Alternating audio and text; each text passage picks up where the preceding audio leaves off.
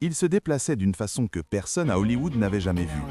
Une violence liquide, fluide, presque irréelle, qui faisait paraître les autres stars du cinéma d'arts martiaux comme s'ils combattaient sous l'eau. Au début des années 2000, Jet Li était partout, sur les affiches, les panneaux publicitaires, les couvertures de magazines. Puis, il a disparu, sans scandale, sans controverse, évaporé. Et ce que Hollywood ne vous dira jamais, c'est qu'on ne l'a pas simplement laissé partir, on l'a poussé vers la sortie.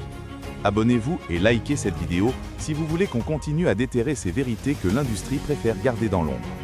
Rembobinons jusqu'en 1963, parce que c'est là que tout commence vraiment. Pékin, Chine. Un minuscule appartement où Li Lianji vient au monde dans un foyer que la vie n'a pas épargné. Son père meurt alors qu'il n'a que 2 ans. Sa mère se retrouve seule à élever 5 enfants dans une pauvreté écrasante. Certains jours, ils n'avaient rien. D'autres jours, ils avaient moins que rien. La mère travaillait jusqu'à l'épuisement pour maintenir la famille debout, et le jeune Lianji observait chaque instant de cette lutte silencieuse avec des yeux d'enfant qui comprend trop tôt le poids du monde. À 8 ans, il trouve son échappatoire. Les types de Wushu de Pékin recrutent de jeunes talents, et Lianji entre dans cette salle d'entraînement comme on entre dans un sanctuaire. Le Wushu, cet art martial chinois, ne se résume pas au combat. C'est une fusion de gymnastique, de danse, d'affrontement et de discipline, forgée pour ressembler à de la magie entre les mains de ceux qui le maîtrisent vraiment. Et cet enfant, ce gamin issu de la misère pékinoise, était un prodige né.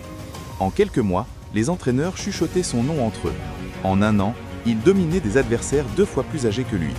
À 11 ans, Li Lianji devient le plus jeune champion national de l'histoire du Wushu chinois. Pas dans sa catégorie d'âge, toutes catégories confondues.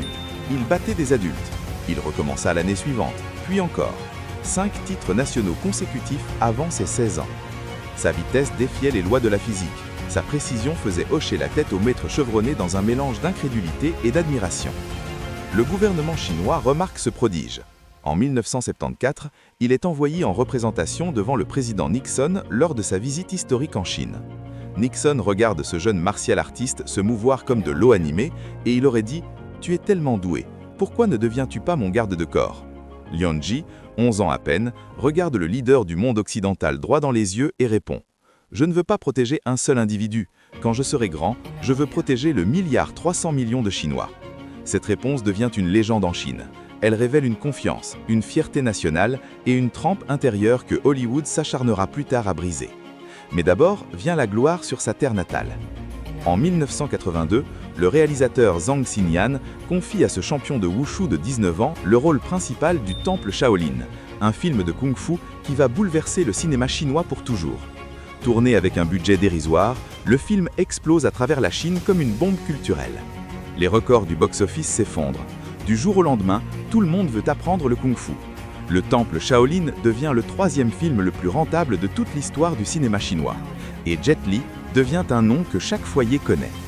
Il adopte alors le nom de scène Jet Li, plus simple, plus tranchant, plus international. Il continue à tourner sans relâche. Il était une fois en Chine, sorti en 1991, fait de lui une superstar à travers toute l'Asie. Dans la peau de Wang Fihung, le légendaire héros populaire chinois, Jet Li livre une chorégraphie de combat d'une pureté technique si absolue que les historiens des arts martiaux l'étudient encore aujourd'hui. Il tourne 5 volets de cette saga, consolidant à chaque opus son statut de maître indiscuté de sa génération. Mais Jet Li veut davantage. Il observe Jackie Chan conquérir Hollywood dans les années 90 avec Rush Hour, et quelque chose brûle en lui. En pure maîtrise martiale, il avait surpassé Jackie 1000 fois. Jackie était un comédien physique extraordinaire et un cascadeur brillant. Mais Jet Li était un champion national à 5 reprises, une technique qui faisait pleurer les maîtres. Si Jackie avait percé à Hollywood, pourquoi pas lui? En 1998, cette question reçoit une réponse.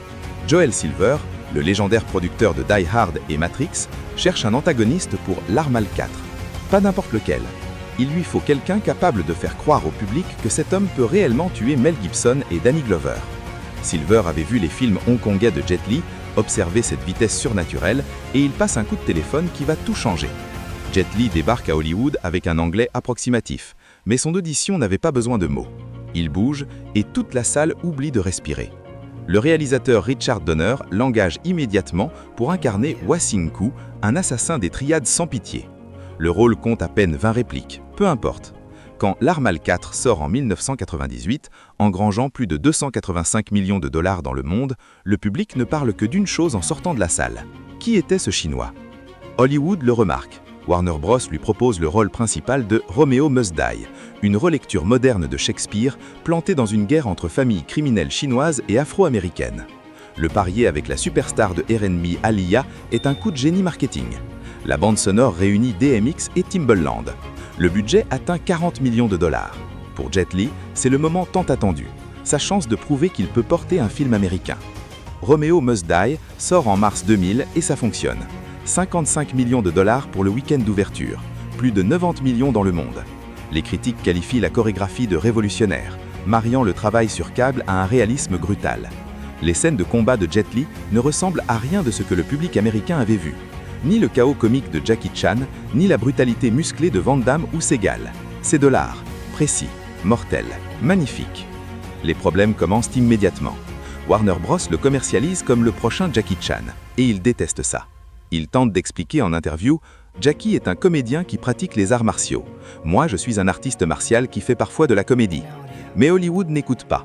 L'industrie fonctionne par cases et par formule. Artiste martial asiatique égale clone de Jackie Chan, point. C'est tout. Pourtant, l'élan le porte encore. Le Baiser mortel, en 2001, lui offre davantage de liberté créative. Produit par Luc Besson, réalisé par Chris Naon, le film est violent, stylisé et sans compromis. Jet Li y campe un agent des renseignements chinois, piégé pour un meurtre à Paris, contraint d'affronter des policiers corrompus tout en protégeant une femme victime de trafic humain. Les scènes de combat à l'acupuncture sont viscérales. La bataille finale expose sa vitesse comme jamais avant. Le film dépasse les 50 millions de dollars dans le monde sur un budget modeste. Jet Li est officiellement une star d'action américaine. Il achète une maison à Los Angeles, fait venir sa famille, signe un contrat pour plusieurs films. À 38 ans, il croit avoir enfin percé.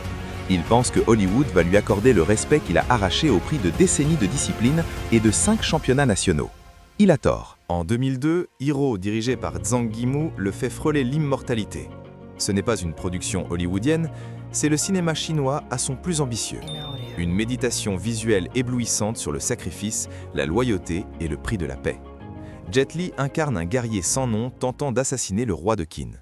Les séquences de combat codées par les couleurs deviennent instantanément des œuvres classiques. Hero est présenté au Festival de Toronto et provoque une onde de choc. Quentin Tarantino en tombe tellement amoureux qu'il n'aide à le distribuer aux États-Unis via Miramax. Quand le film sort en large diffusion américaine en 2004, il devient le premier film en langue chinoise à dominer le box-office américain. Plus de 53 millions en domestique, 177 millions dans le monde entier. Jet Li venait de prouver qu'il pouvait mener un film mondialement réussi sans se soumettre aux codes hollywoodiens. Mais pendant que Hero triomphait dans les festivals et construisait sa crédibilité artistique, Hollywood l'enfermait déjà dans une cage. The One, sorti en 2001, semblait prometteur sur le papier.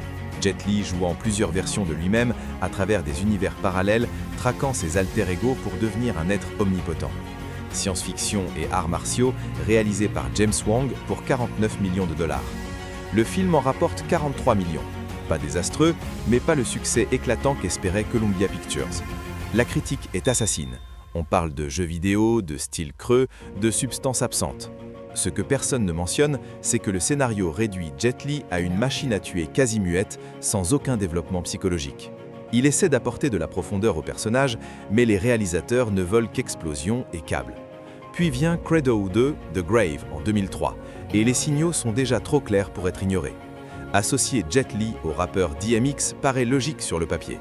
Capitalisé sur l'attrait hip-hop de Romeo Must Die, mais le film ressemble à un copier-coller désespéré. Jet Li joue un agent des renseignements taïwanais s'associant à un voleur américain pour récupérer des diamants noirs.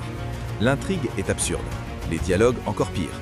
DMX ne sait pas jouer, et Jet Li hérite de peut-être 30 répliques pour tout le film. Cradle 2 rapporte 56 millions dans le monde pour 25 millions de budget, rentable mais oubliable.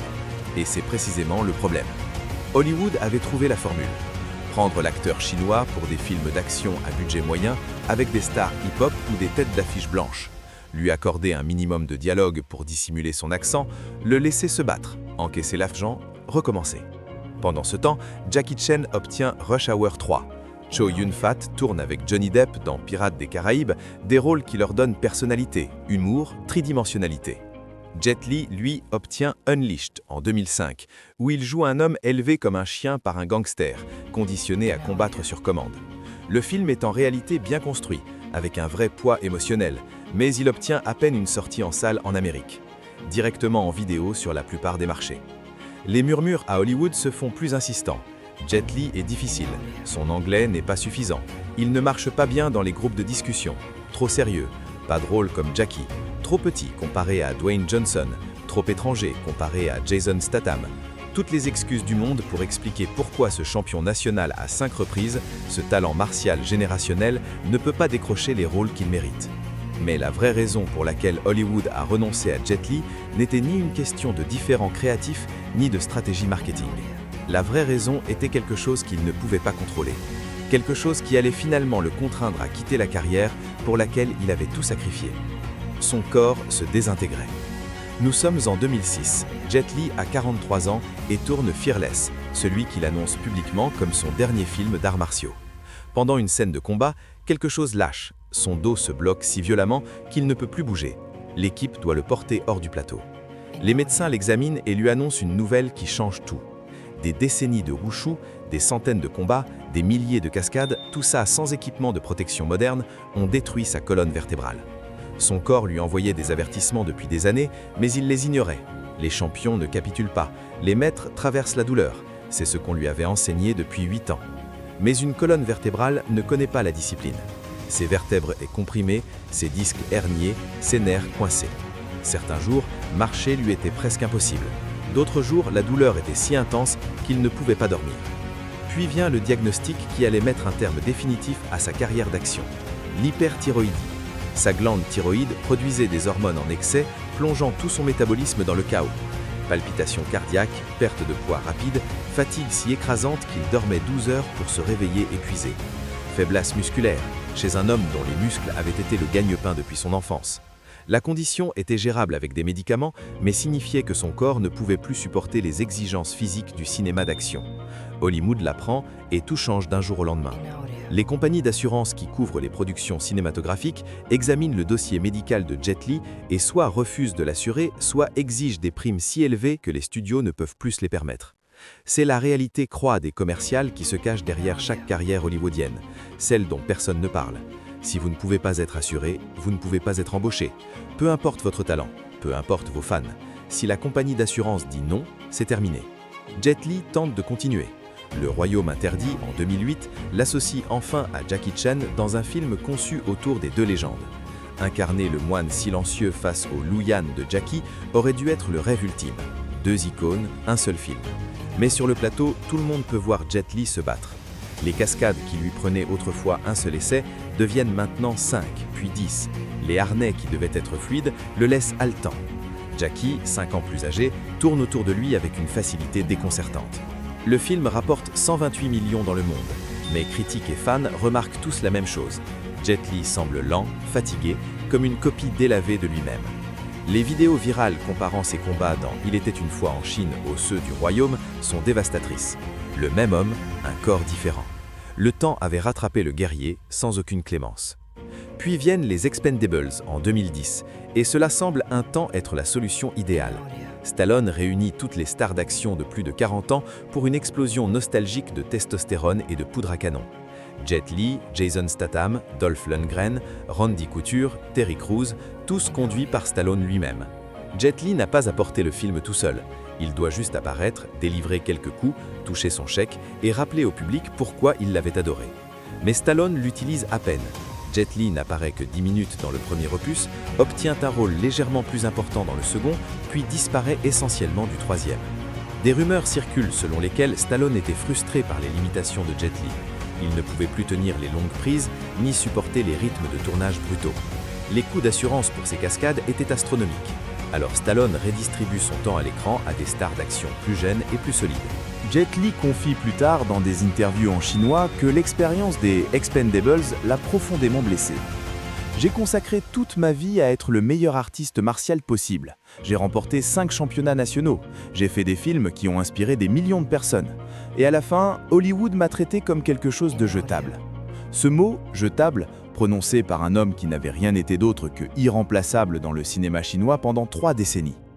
En 2012, la santé de Jet Li s'est dégradée au point où rester debout de longues périodes lui inflige une douleur insupportable.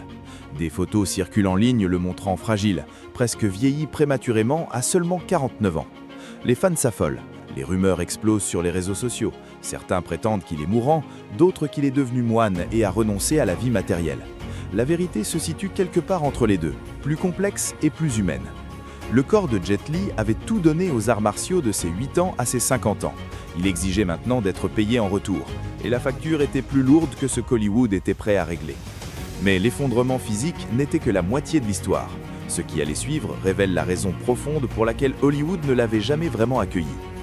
Hollywood ne voyait jamais Jet Li comme un acteur, il le voyait comme un accessoire très coûteux, très habile, capable de livrer des scènes de combat extraordinaires, mais à qui on ne pouvait pas confier le travail émotionnel lourd qui distingue les stars d'action des simples instruments d'action.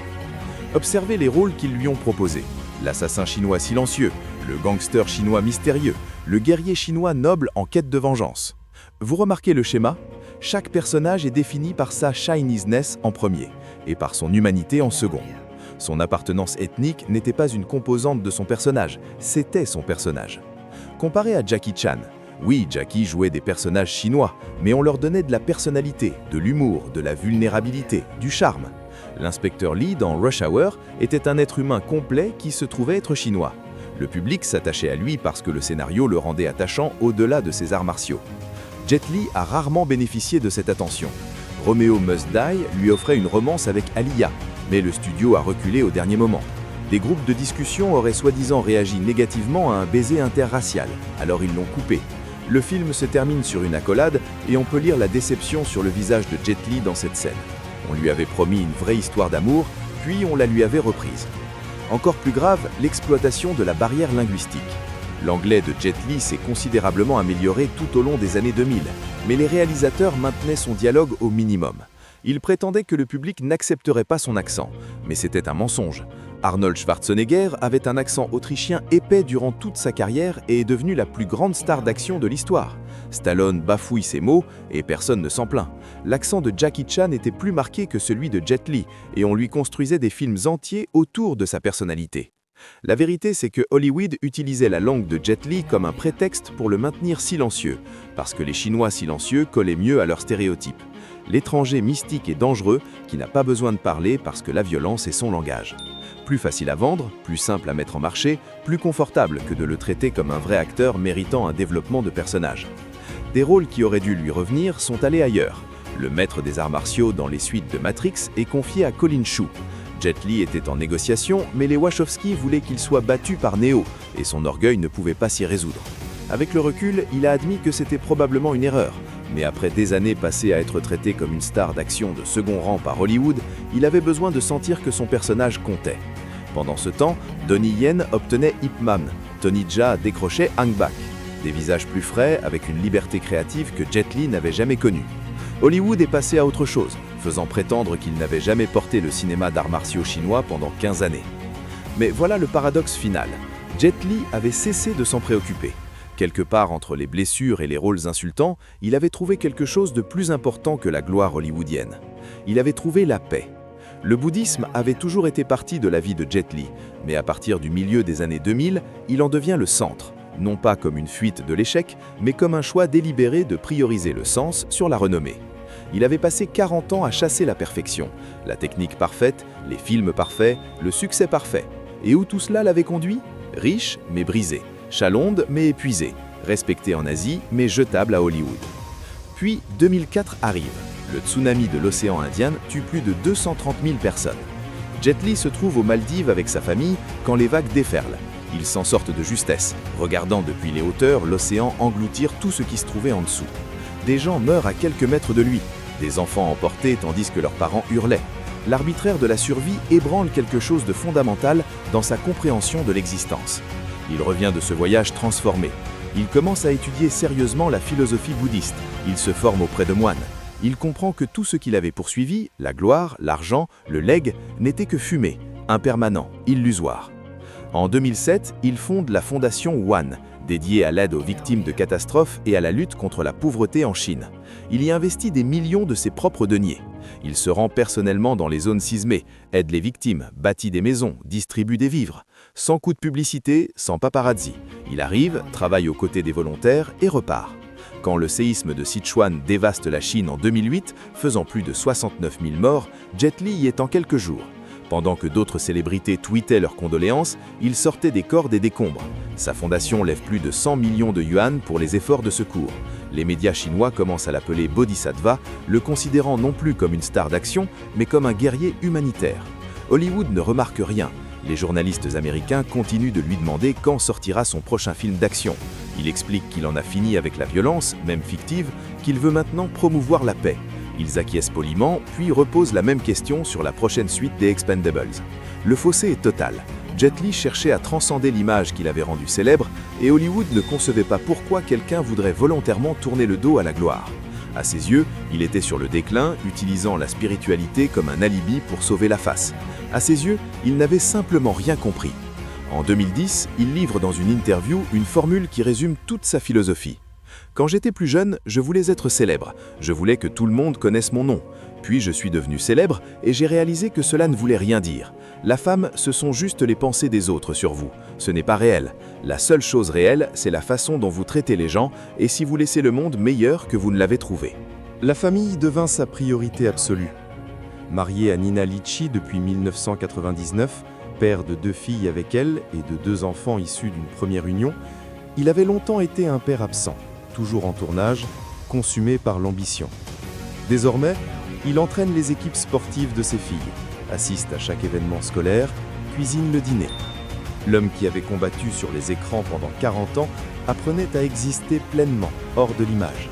En 2013, il annonce sa retraite des films d'action, non pas seulement en raison de la santé, non pas seulement parce qu'Hollywood avait cessé d'appeler. Il prend sa retraite parce qu'il a sincèrement perdu tout intérêt pour cette version de lui-même. L'archétype du guerrier avait rempli sa fonction, mais le temps était venu d'évoluer. Ce n'est pas Hollywood qui a lâché Jet Li, c'est Jet Li qui a lâché Hollywood. Et cette distinction compte plus que tout le reste. Aujourd'hui, Jet Li a 61 ans. Il vit discrètement entre Singapour et la Chine, gérant sa fondation caritative et pratiquant la méditation. Des photos de lui refont surface de temps en temps, généralement dans des temples bouddhistes ou lors d'événements caritatifs. Et les fans réagissent avec stupéfaction. Il paraît tellement plus vieux que ses 61 ans. La thyroïde instable, les dommages à la colonne vertébrale, les décennies de rigueur physique l'ont vieilli d'une façon qui met les gens mal à l'aise. Les réseaux sociaux s'enflamment chaque fois qu'une nouvelle photo apparaît. Les théories complotistes se propagent. Certains prétendent qu'il est secrètement mourant. D'autres insistent qu'il simule la maladie pour attirer la sympathie. La vérité est plus simple et plus triste. Son corps paye le prix de 4 décennies de maîtrise martiale. La colonne ne guérit pas, la thyroïde reste instable. Il gère la douleur, prend ses médicaments et accepte que ce soit le coût de la grandeur. Il ne fait presque plus d'interviews, mais quand il s'y résout, il dégage une sérénité remarquable. Quand on lui demande s'il regrette d'avoir quitté Hollywood au sommet de son pouvoir financier, il rit doucement. « J'avais assez d'argent, dit-il. Plus d'argent ne m'aurait pas donné plus de santé, ni plus de temps avec ma famille. La meilleure décision que j'ai jamais prise, c'est de m'arrêter. » Ses filles sont désormais adultes. L'une est devenue philanthrope et travaille pour sa fondation, l'autre mène une vie tranquille à l'écart du monde du spectacle. Il est fier qu'elles aient choisi le sens plutôt que la gloire, fier qu'elles aient vu à travers les illusions d'Hollywood. Le cycle se brise avec elles. Des cinéastes l'approchent parfois pour des rôles de retour, des apparitions plus modestes qui ne nécessiteraient pas de cascades poussées, des rôles de composition où il pourrait simplement jouer la maturité et l'expérience de vie. Il décline presque tout poliment. Il n'est pas intéressé par les adieux calculés d'une légende, ni par un coup de nostalgie mercantile. S'il rejoue un jour, ce sera pour une histoire qui compte, pas pour l'argent ou l'ego. La communauté des arts martiaux le révère encore. Les jeunes combattants le citent comme une source d'inspiration. Sa précision technique dans Il était une fois en Chine et Hero reste l'étalon or du wushu à l'écran. Les étudiants en cinéma étudient son économie de mouvement, sa capacité à transmettre la puissance à travers une seule posture. Ce legs est solidement ancré. quelle que soit l'indifférence d'Hollywood. Mais voilà ce qui hante son histoire. Et si Hollywood l'avait traité avec le respect qu'il avait mérité? Et si on lui avait confié des rôles avec de la profondeur, des scénarios avec un vrai développement de personnages, des budgets à la hauteur de son talent? Serait-il devenu aussi grand que Jackie Chan à l'international? Aurait-il atteint le niveau de notoriété mondiale d'un Arnold Schwarzenegger? La réponse est probablement oui. Jet Li avait tout ce qu'il faut pour être une méga star mondiale. Le talent, le charisme, l'éthique de travail, la discipline. Ce qu'il n'avait pas, c'était la volonté d'Hollywood de le voir comme autre chose qu'un combattant d'arts martiaux chinois. Imaginez Jet Li dans l'univers de John Wick, jouant un assassin retraité avec toute sa philosophie et sa précision. Imaginez-le dans un film Marvel en figure de sage mentor, pouvant enfin jouer vraiment plutôt que se battre. Imaginez-le dans un drame de prestige sur l'immigration chinoise ou dans un biopic sur un maître bouddhiste. Il avait une amplitude que personne ne lui a jamais laissé montrer. À la place, Hollywood l'a enfermé dans une cage, le combattant chinois mystique. On l'y a maintenu jusqu'à ce que son corps saigne, puis on l'a remplacé par des options plus jeunes et plus robustes, sans un regard en arrière. Ils ont extrait sa valeur et l'ont mise au rebut. Ce n'est pas une spéculation, c'est le modèle économique. L'histoire de Jet Li n'est pas celle d'une étoile qui s'est consumée, c'est celle d'un maître qui a transcendé. Hollywood mesure le succès en chiffres de box-office et en potentiel de franchise. Jet Li le mesure en championnats remportés, en catastrophes traversées, en vie améliorée par la charité. Selon les critères d'Hollywood, il est un exemple à ne pas suivre. Selon les siens, il a gagné.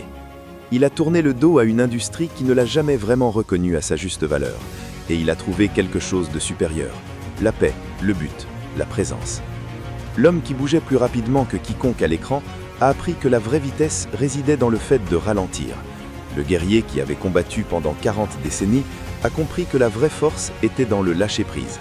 Chaque fois que vous regardez Il était une fois en Chine ou Hero, ou même Romeo Must Die, vous contemplez quelqu'un au sommet absolu du cinéma d'arts martiaux. C'est ça, le vrai légat de Jet Li. Pas les rôles qu'Hollywood ne lui a pas donnés, pas la gloire qui s'est éteinte, la perfection qu'il a atteinte avant que son corps dise assez. Il n'y aura jamais qu'un seul Jet Li, champion national à 5 fois, maître de wushu, philanthrope bouddhiste. L'homme qui a prouvé que quitter les projecteurs ne signifie pas avoir perdu. Parfois cela signifie avoir remporté une bataille qu'Hollywood ne savait même pas qu'on menait. La bataille pour son propre âme. Si cette histoire vous a fait voir la carrière de Jet Li différemment, ou si elle vous a fait réaliser à quel point le système hollywoodien est plus profondément fracturé qu'on ne le croit, likez cette vidéo, abonnez-vous pour ne rater aucune des prochaines, et partagez-la à quelqu'un qui a besoin de comprendre que la gloire n'est pas la seule mesure du succès. Nous continuons à déterrer les vérités que l'industrie préfère laisser dans les ombres, et votre soutien rend cela possible. Dites-nous en commentaire quelle légende d'action disparue vous souhaitez qu'on explore la prochaine. Il y a encore beaucoup à révéler.